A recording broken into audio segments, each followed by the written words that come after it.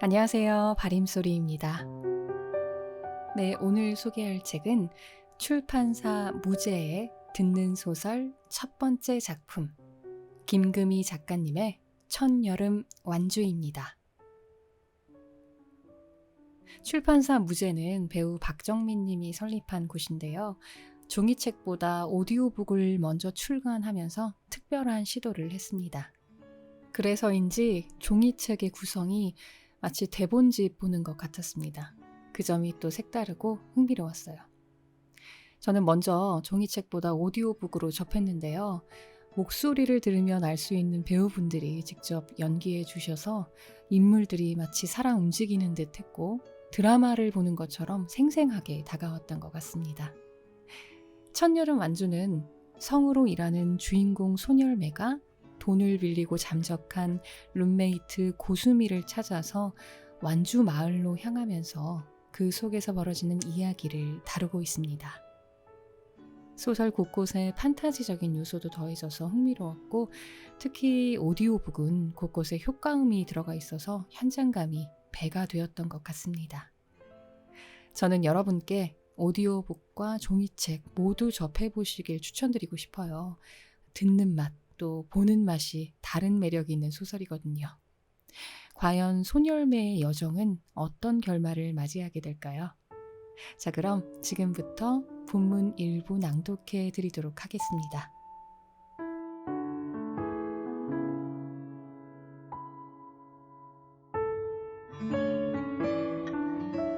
김금희 신작 장편 소설 첫 여름 완주 출판 무제. 소녀매가 처음으로 성대모사한 사람은 스탠리 이키스였다. 그는 짐 캐리가 연기한 영화 마스크의 주인공으로 고대의 나무 가면을 쓰면 평소와 전혀 다른 존재로 변한다. 히어로라면 히어로의 일종으로 분류될 수도 있지만 그렇게 포장하기에 두꺼운 초록 버터크림의 그 얼굴은 토네이도처럼 무질서를 몰고 와 현실을 엉망으로 만든다. 우리가 알던 세계는 전혀 다른 것이 된다. 그러니까 완전히 다른 방식으로 진실된 것. 마스크가 비디오로 나왔을 때의 인기는 영화 개봉 때보다 더했다. 소녀매는 충남 보령의 창세기 비디오집 막내딸로 어쩔 수 없이 영화광으로 자라났는데 진열대 한 칸이 전부 마스크 비디오로 채워졌던 장면을 정확히 기억했다. 빌려간 테이프 케이스는 거꾸로 세워 대여 중임을 표시했고 비디오를 빌리러 왔다가 그걸 본 숱한 사람이 아쉬워했다. 제때 반납하지 않는 사람들은 창세기 비디오의 골칫거리였다. 소녀매의 엄마는 전화를 돌리다 지치면 장남에게 시켰고 장남은 남동생에게 넘겼고 남동생은 첫째 여동생에게 떠넘겼으며 여동생은 잠시 부담을 견디다 막내 소녀매에게 할당했다. 오빠와 언니들은 사춘기를 지나는 중이었기 때문에 어른들에게 환영받지 못할 전화를 거느니 유서를 쓰는 걸 택할 판이었다. 일단 방 밖으로 나오지조차 않았으니까. 아직 사춘기의 쓴맛을 보지 않고 상대적으로 부침성 있는 11살 소녀매만이 그런 일을 감당할 수 있었다. 소녀매의 할아버지도 마스크에 관심을 보였다. 영화의 어떤 면이 당시 80세였던 그의 마음에 들었는지는 모르겠다. 평소에는 가게에 나와 쇼윈도에 우르르 붙은 영화 포스터들의 좁은 틈새로 벼틀 쬐며 꾸벅꾸벅 졸기만 했지만 신작이라고 홍보차 틀어놓은 마스크에는 시선을 고정했다. 테이프가 다 돌아 꺼지고 다시 돌아가 같은 장면이 나와도 일제강점기에 태어나 해방과 전쟁을 겪고 한반도 역사의 산 증인으로 나이 들고 있는 그의 관심은 계속됐다. 그러던 어느 날 화면을 가리키며 손녀 열매에게 물었다. 지금 뭐라고 지지굴 쌌는겨?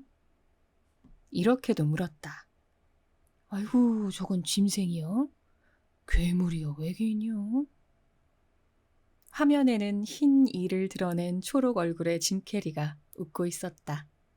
너무 하이해서 요즘이라면 치아 레미네이팅이 잘못되어도 한참 잘못되었구나 싶을 블록 조각처럼 인공적인 이였다. 할아버지의 질문은 어린 소녀매가 답하기에는 난감했다. 괴물도 외계인도 아니고 짐승은 더더욱 아니고 그냥 그것일 뿐이었으니까. 하지만 소녀매는 할아버지를 좋아했고 다시 말하지만 사춘기가 아직 오지 않았으므로 모른다고 넘어가기보다는 이야기를 이해시켜드리기로 결심했다. 할아버지는 오랫동안 보령의 상당수 집을 올린 시멘트 공이었지만 한글은 잘 읽지 못했다. 하물며 씬마다 빠르게 넘어가는 영화 자막은. 그날부터 소녀매는 자막을 소리내어 읽었다.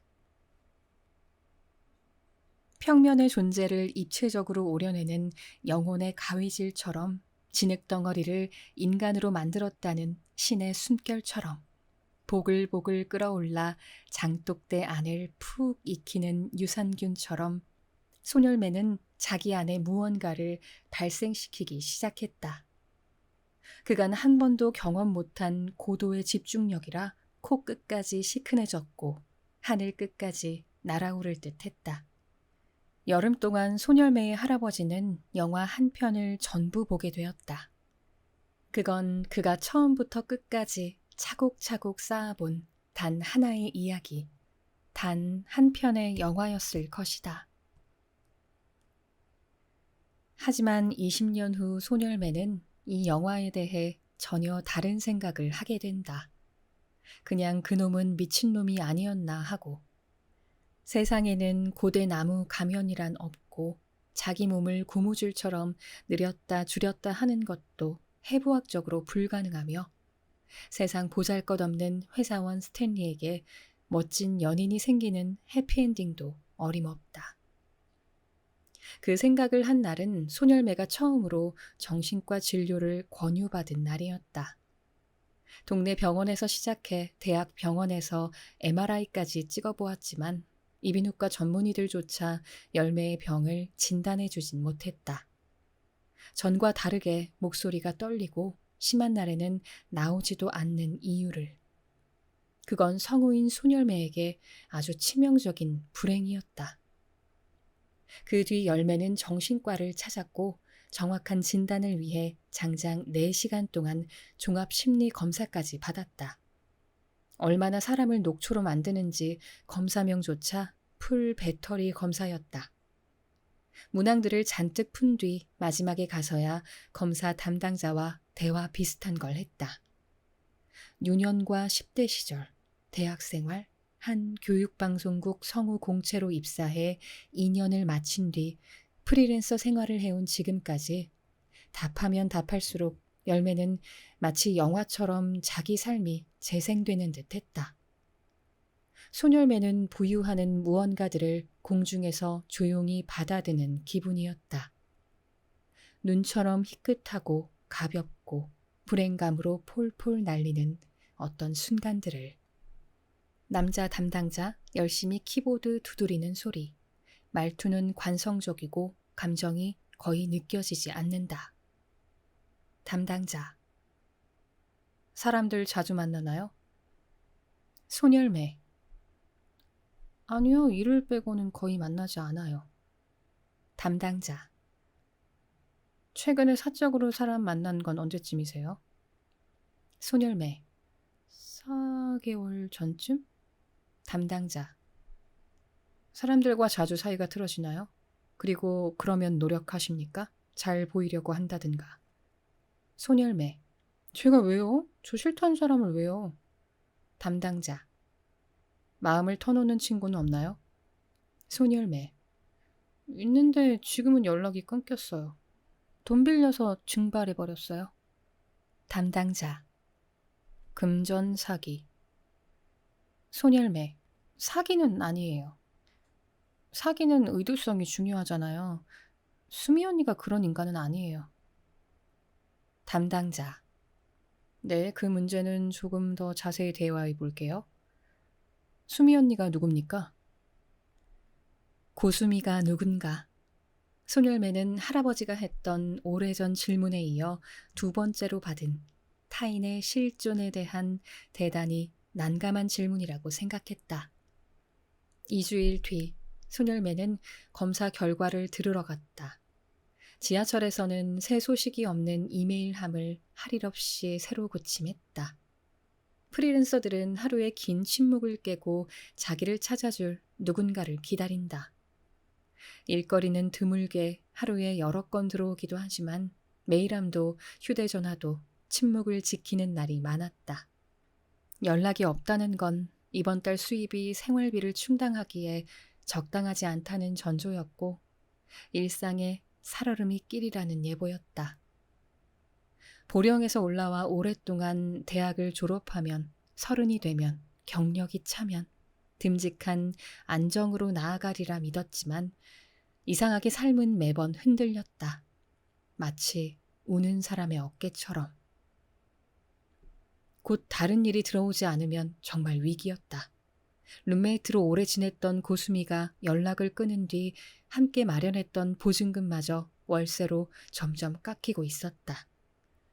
어쩌면 고수미는 그렇게 합리화할지도 몰랐다. 보증금을 남겨놓았으니 소멸매의 돈을 다 갚지 않은 건 아니라고. 만약 그렇게 생각하고 있다면 소멸매는 고수미의 멱살을 잡아 흔들 것이었다. 고작 그런 정도로 우리에게 일어난 이 많은 일들이 괜찮다고 생각하는 거야? 어느 날 짐을 싸서 나가고 연락도 받지 않고 나중에는 돈이야 어떻든 생사라도 알았으면 좋겠다고 절박한 마음으로 찾아 헤맸을 쯤에야 단 한 통의 이메일을 전했으면 그만이라 여긴다면 가만두지 않을 거였다. 자기가 고수미에게 그 정도밖에 안 되는 인간이었다고 생각하면 목구멍이 꽉 막히는 기분이었다. 며칠 동안 소멸매는 병원 봉투에 고이 담긴 검사 결과지를 읽어보았다. 결과지는 이런 행동 관찰로 시작하고 있었다. 단발머리를 하고 청바지를 입은 30대 여성으로 혼자 내원했다. 위생 상태 등은 양호하였으며 발화량과 눈맞춤도 정상적이었다. 그래프를 동반한 어떤 분석보다 그 서술에 소멸매는 상처받았다. 위생 상태 등은 양호하였으며 오디션 결과를 알 수 있느냐며 제작사에 전화를 돌리면서도 생각했다.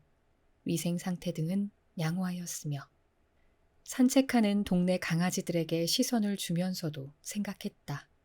위생 상태 등은 양호하였으며 요즘 우울증은 다들 한 번씩 감기처럼 앓고 가니까요 하는 유튜브 의사들을 지켜보면서도 떠올렸다. 위생 상태 등은 양호하였으며 집주인은 보증금을 깎고 깎다가 더 깎이기 전에 그만 나가는 게 어떠냐고 마침 들어오려는 사람이 있다고 통보해 왔다. 열매는 휴대전화 앱으로 지도를 살펴보며 어디로 가야 할지를 고민했다. 가고 싶은 곳도 갈 수 있는 곳도 없어 보였다. 그러다 지도를 쭉 옮겨 동쪽으로 이동했고 남북 물길이 합쳐지는 완평의 푸른 물결을 살펴보았다. 완평은 취한 고수미가 팔당댐 북쪽에는 누가 살길래 외계인이 매일매일 마을로 오네 라는 이상한 가사를 붙여 노래하던 그의 고향이었다. 그제야 소멸매는 고수민의 본가에 가볼 생각을 했다. 왜 진작 생각을 못했을까 싶을 정도로 당연한 일이었다. 파산의 블랙홀로 빨려 들어가기 전 고수미는 어쩌면 거기로 탈출했을지 모르니까. 아니, 고수미가 없더라도 사정 이야기를 하면 가족들이 얼마라도 갚아주지 않을까? 우울증 약에 적응하느라 한동안 무력하게 잠만 자던 소멸매는 녹음할 때 목 풀던 힘까지 다해 신변 정리를 시작했다. 가구는 버려도 아까울 게 없었고 가전제품은 중고 플랫폼에 올려 팔고 나머지는 이삿짐을 맡아주는 무인 창고에 넣었다. 그리고 고수미가 남겨놓은 명품 가방들은 중고 매장으로 직접 처리하러 갔다. 사장. 가방에 대고 킁킁 냄새를 맡으며 아유, 아직 본드 냄새가 빠지지도 않았네. 이거 중국산 짝퉁. 소멸매. 짝퉁이요? 그럴 리가 없는데? 사장. 모서리를 본드로 붙였잖아요. 소녀매. 그럼 이건요? 이거 해외여행 가서 사온 건데? 사장. 신발 여기저기를 손바닥으로 쓸어보는 소리가 들리며. 야, 신발 이거 순간 헷갈리게 재질을 썼네. 짝퉁. 이거 미창이 천연 가죽이어야 되는데 인조. 소녀매. 네? 그럼 이건요? 언니가 전 남친한테 선물 받았다고 한 건데? 사장. 시들하게. 전 남친이라 다행이네. 터덜터덜 걷는 소리. 차가 지나가는 소리. 한강 다리 위임을 알 수 있는 소리. 어쩌면 당연한 일이었다. 고수미는 옷 대여 플랫폼의 플래티넘 회원이었으니까.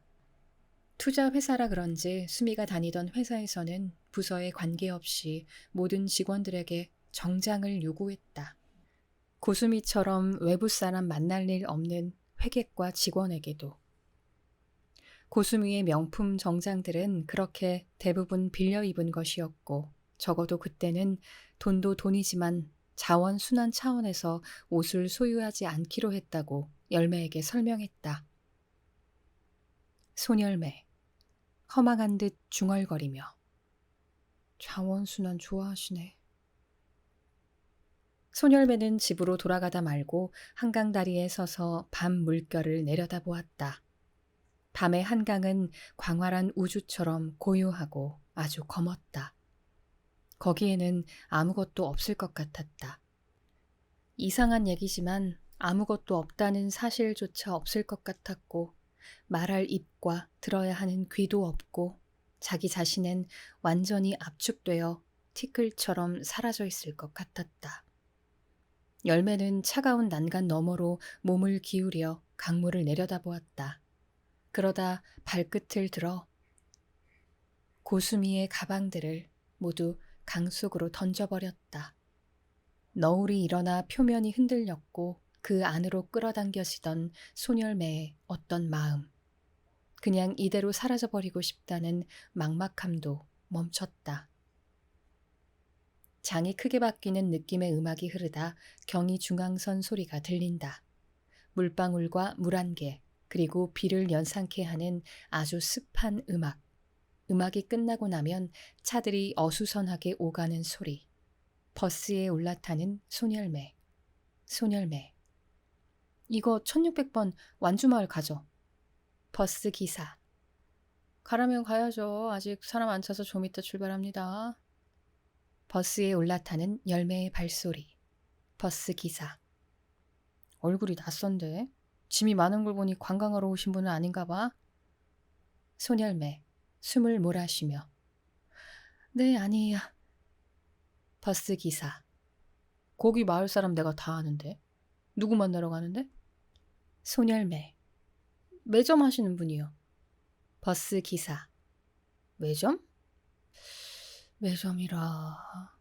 아, 유자씨 가게 가는 건가? 소녀매. 고수미라고 하는 사람 집 찾아가는데요. 버스 기사. 아, 수미. 수미면 유자씨 딸내미잖아. 하긴 거기가 이제 본업은 접고 매점이긴 매점이지. 기사는 애매하게 말하고는 차를 출발시켰다. 승객들은 대부분 노인들이었는데 버스 계단을 밟고 새 얼굴이 쏙 올라올 때마다 신기하게도 모두 아는 사이였다. 사람이 아니라 쌀가마만 타거나 비료 포대만 내리는 경우도 있었다. 버스는 승객뿐 아니라 이 마을 저 마을로 짐을 옮기는 배달 서비스도 겸했다. 그러느라 버스는 더 느리게 가고 길은 2차선이었다가 외길이 되었으며 좁은 다리를 아슬아슬하게 건너기도 했다.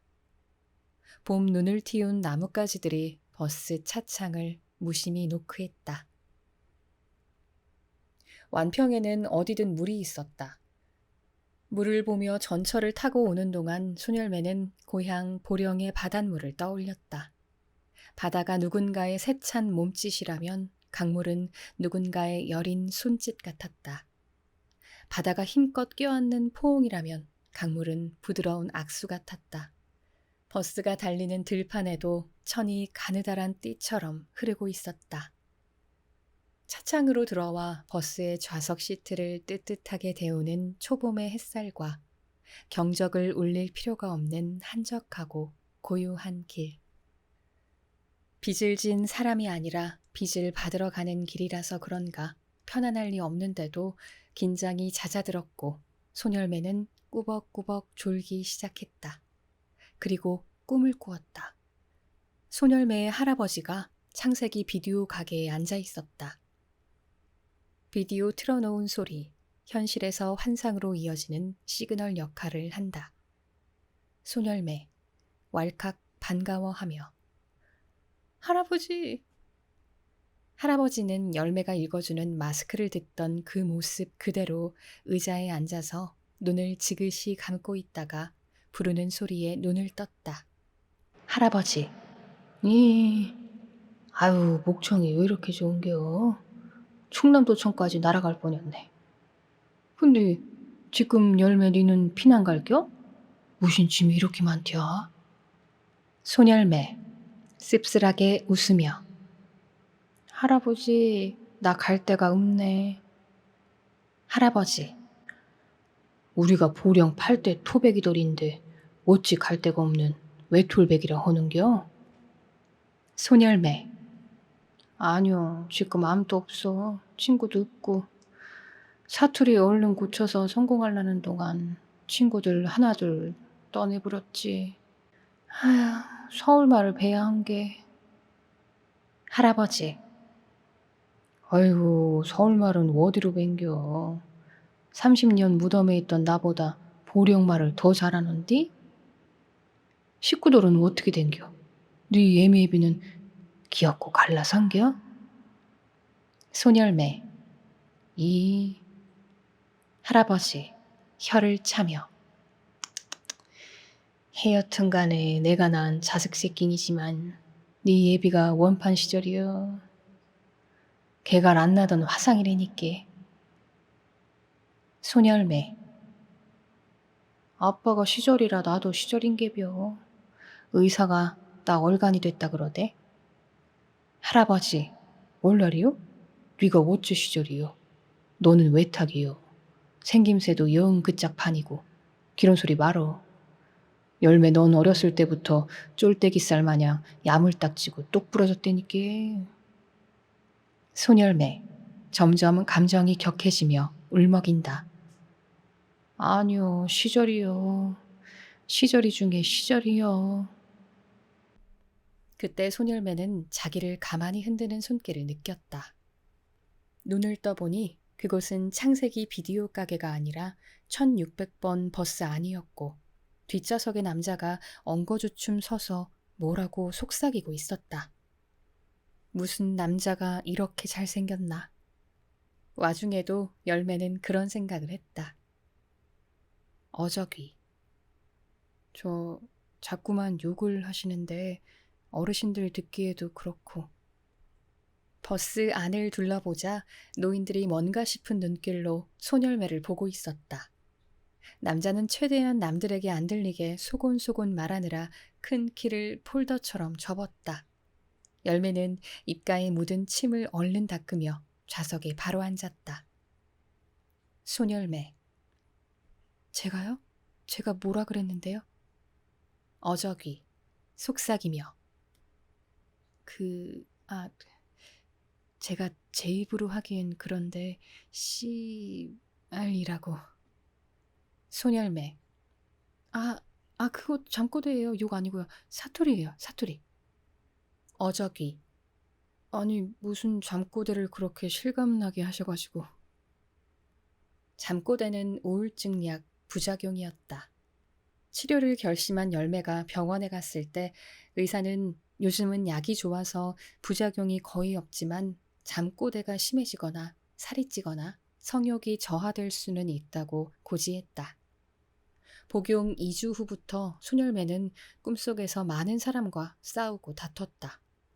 평소에는 못했던 말이 잠꼬대로 쏟아져 나와 스스로 놀라 눈을 뜨기가 일쑤였다. 이제 누구랑 같이 자기는 틀렸구나 하고 열매는 낙담했다. 함께 밤을 보내고 옆에 누운 누군가에게 날벼락처럼 쏟아질 욕설과 악담들을 생각하면 미미하게 남아있던 연애 세포도 절멸할 판이었다. 버스가 서고 내리는 소리 들린다. 소멸매는 캐리어가 무거워 허리가 뒤로 젖혀질 정도로 힘을 주며 발걸음을 옮겼다. 마을 어귀에는 정보와 생태마을 완주리라고 쓰인 바위가 서 있고 그 아래 크고 작은 안내판들이 마을을 소개하고 있었다. 구 양조장 삼거리, 완주중학교, 시 지정 보호수 508호, 완주 전나무, 체험농장 외삼촌내, 국가 하천 보호구역. 말로만 듣던 공간이 실제로 있으니까 신기했다. 대학 다닐 때만 해도 수미는 시도 때도 없이 고향 마을 이야기를 했다. 그러다 졸업 후에는 비가 올 때만 말했고 나중에는 수해가 걱정되는 여름에만 언급했으며 30이 넘어서는 술에 취했을 때만 이야기했다. 수미는 언제나 마을을 벗어나고 싶었다고 고백했다. 누구보다 서울을 자주 들락거리던 여자애였고 한 번 나가면 청량리에서 완평까지 오는 마지막 기차를 타고서야 돌아오곤 했다고. 뭐가 가장 싫었냐고 물으면 언제나 물이라고 답했다. 그 다음에는 비, 그 다음에는 댐, 그 다음에는 물살, 그 다음에는 장마.